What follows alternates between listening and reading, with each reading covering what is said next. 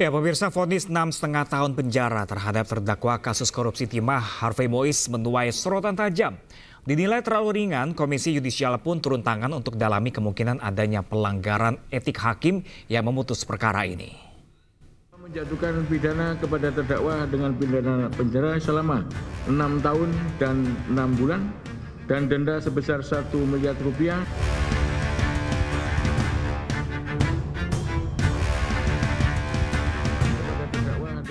Vonis 6,5 tahun yang dijatuhkan hakim kepada Harvey Mois menuai kritikan dari sejumlah pihak. Vonis tersebut dianggap terlalu ringan untuk nilai korupsi yang merugikan negara hingga 300 triliun rupiah.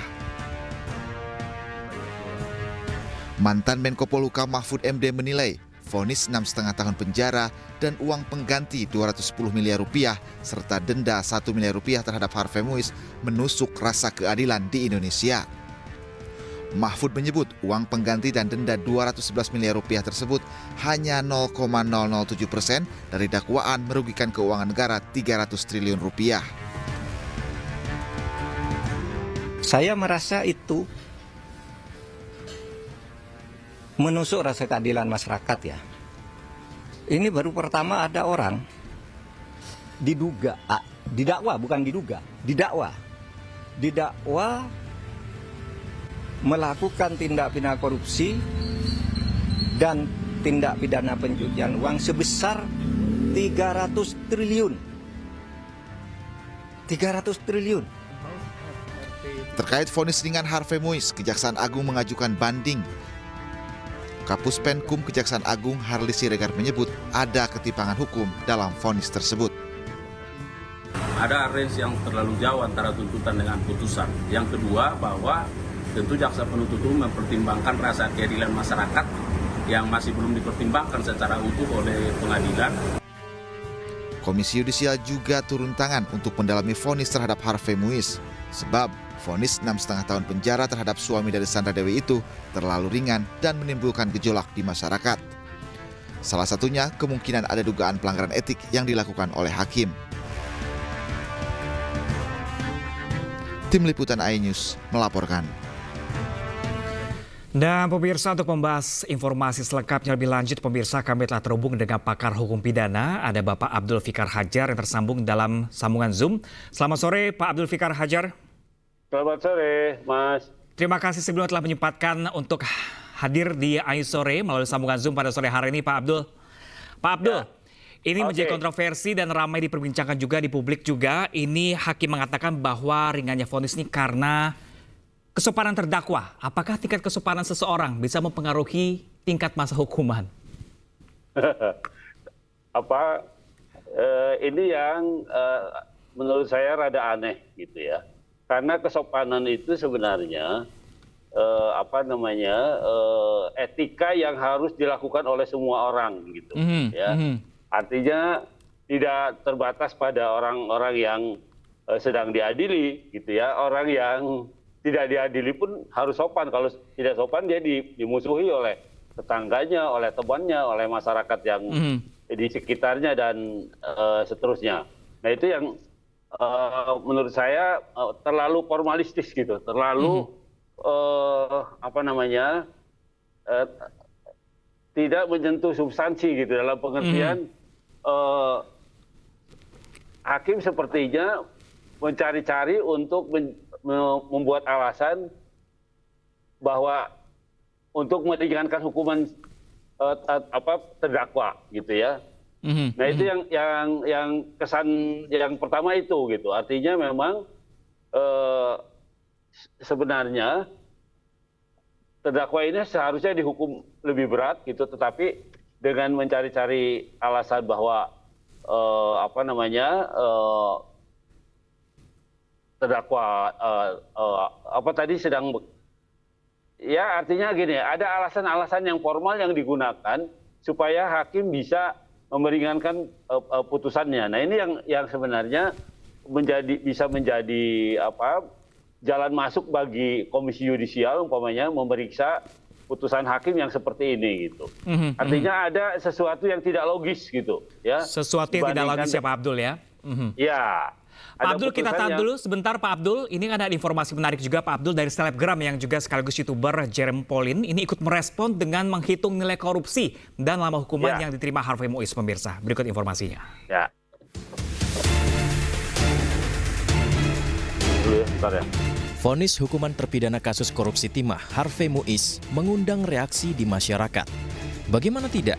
Majelis Hakim hanya memvonis Harvey dengan hukuman 6,5 tahun penjara, denda 1 miliar rupiah, dan uang pengganti senilai 210 miliar rupiah. Padahal, kerugian negara yang ditimbulkan akibat korupsi tersebut diduga mencapai 300 triliun rupiah. Seorang selebgram yang juga YouTuber, Jerome Pauline, ikut merespon dengan membuat sebuah video hitung-hitungan berupa nilai uang dengan lamanya hukuman. Dalam unggahan di Instagram pribadinya, Jerome mencoba menghitung uang sebanyak 1 triliun rupiah. Jika dipenjara selama 6 tahun, maka bisa mendapat 20 juta rupiah per jamnya. Jadi kalau misalnya mendapat 1 triliun selama 6 tahun tapi harus dipenjara, per jamnya kali penjara dapat 20 juta rupiah, guys. Menurut kalian worth it atau enggak? Video ini diduga sebagai sindiran atas vonis yang baru saja diterima suami artis Sandra Dewi, Harvey Muiz. Ya, Pak Abdul, mungkin Anda juga sempat menyimak tadi Jerome Pauline sampai membuat hitung-hitungan dari jumlah yang dikorupsi sampai dengan hukumannya harus diterima 6,5 tahun penjara, bahkan dari setengah dari vonis yang harus diputuskan oleh JPU, dan bahkan ini dendanya hanya 200 miliar rupiah. Padahal dia kerugian hampir 300 triliun rupiah. Pak Abdul Fikarin, seperti apa tanggapan Anda kalau Anda melihat seperti ini? Ya, saya kira hukum memang bukan matematik ya. Hukum memang bukan matematik, tetapi juga ada yang disebut dengan logika hukum. Gitu. Artinya bahwa jika satu perbuatan itu dianggap telah mengakibatkan kerugian, sejumlah kerugian, gitu ya, maka hukum akan menjatuhkan hukumannya, karena ini kan ini proses pidana ya, berbeda dengan perdata ya. Ini proses pidana, artinya yang diperiksa atau yang menjadi objek pemeriksaan adalah perbuatan terdakwa, lebih pada perbuatannya. Nah, terhadap kerugian yang timbul sendiri, ya itu kan kemungkinannya bisa dua, ya artinya bisa dihukum disatukan dengan dalam perkara pidana ini, atau juga bisa dituntut secara tersendiri. Nah, maksud saya yang ingin saya katakan adalah meskipun perkara pidana ini sudah dijatuhkan terhadap terdakwa, umpamanya 6 tahun atau berapa tahun sekalipun, di plus dendanya berapa, tetapi tidak menghapuskan kewajiban perdatanya, gitu. Artinya kerugian perdata itu masih bisa dituntut pada orang itu, gitu. Artinya negara masih bisa menuntut para terpidana korupsi nantinya, ya tergantung pada hitungan-hitungan berapa jumlah kerugian negara yang real memang terjadi. Oke, gitu. artinya tidak sesuai Pak Abdul ya dengan apa yang sekarang divonis dan diterima oleh Harvey Muiz. Nih Pak Abdul, ini perkara koruptor di Cina saja Pak, ini dikorupsi 6 triliun saja dihukum mati. Gimana kalau dibandingkan hukum di Indonesia? Kenapa di Indonesia tidak bisa diterapkan hukuman mati untuk para koruptor? Ya, nah ini kan dilematis dalam pengertian begini.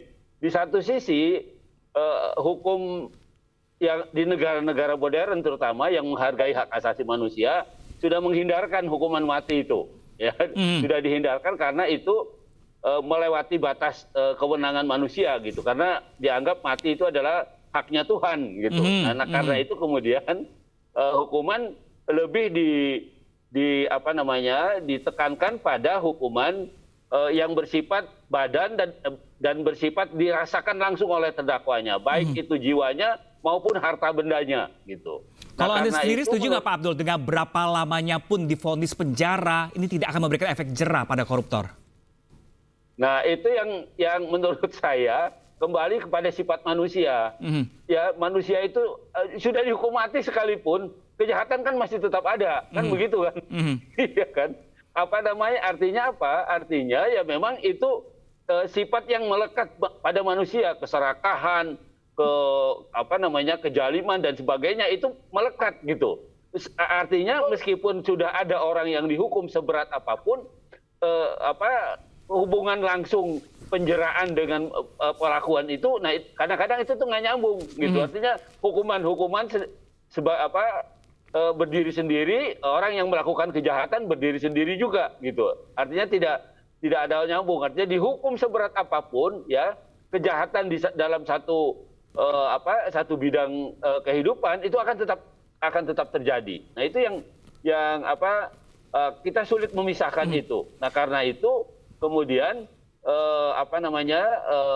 mestinya hukum diterapkan berbarengan gitu. Artinya di samping dihukum penjara yang maksimal, tapi juga penyitaan harta yang juga maksimal gitu. Harta benda yang maksimal dari si terpidananya. Seperti begitu, Mas. Rancangan undang-undang perampasan aset seperti itu, Pak Abdul? Nah, ini ya hampir sama dengan itu, tetapi tekanan pada undang-undang perampasan aset itu adalah dia membabras proses hukumnya.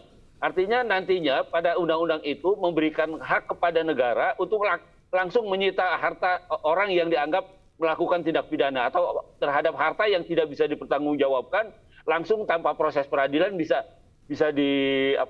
dirampas gitu oleh negara. Nah itu tekanan undang-undang perampasan aset. Artinya meskipun ada proses peradilannya gitu, tetapi perampasannya itu lebih ditekankan pada proses di luar peradilan. Itu tekanan pada perampasan aset. Walaupun tidak menghilangkan hak korban atau hak orang yang dirampas asetnya untuk melawan di pengadilan gitu ya, mengajukan upaya hukum keberatan dan sebagainya.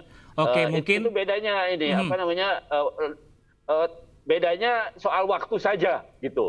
Kalau sekarang waktunya harus pakai proses peradilan dulu, kemudian negara bisa menyita harta pelaku pidana itu, tetapi dengan undang-undang perampasan aset itu tanpa proses peradilan bisa langsung disita. Begitu, Mas. Oke, dari hukuman mati mungkin tidak bisa diberlakukan di Indonesia karena adanya Tuhan yang memberikan hak untuk hidup dan juga mati. Lalu bagaimana dengan rancangan undang-undang perampasan aset ini? Kok lama sekali disetujui oleh pemerintah, Pak Abdul? Menurut Anda apa yang terjadi? Nah ini yang menjadi pertanyaan juga gitu ya.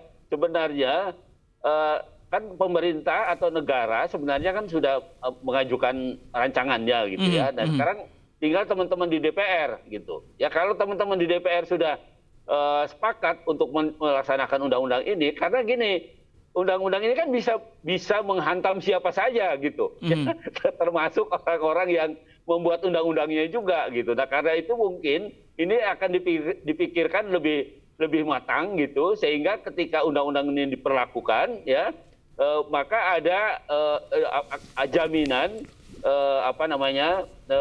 jaminan untuk melindungi dua pihak. Di satu sisi memberikan kewenangan kepada negara untuk merampas aset tanpa melalui putusan peradilan. Di sisi yang lain juga menghargai haknya orang-orang yang dirampas asetnya. Umpamanya apa? Melakukan perlawanan di pengadilan, ya, atau mengajukan jawaban atau apapun namanya gitu untuk mempertahankan haknya. Begitu. Jadi ada keseimbangan. Di satu sisi ada upaya paksa yang diberikan kepada negara, di sisi lain juga hak-hak masyarakat yang dirampas asetnya juga bisa memperjuangkan haknya. Begitu, Mas. Baik, terima kasih banyak Pak Abdul Fikar Hajar selaku pakar hukum pidana. Semoga pemerintah juga mempunyai hukum baru untuk merevisi hukum terbaru untuk pidana korupsi agar menjamin bahwa tindakan korupsi di Indonesia ini bisa dihilangkan. Terima kasih banyak Pak Abdul Fikar Hajar telah bergabung bersama kami di sore kali ini. Terima kasih, salam sehat selalu.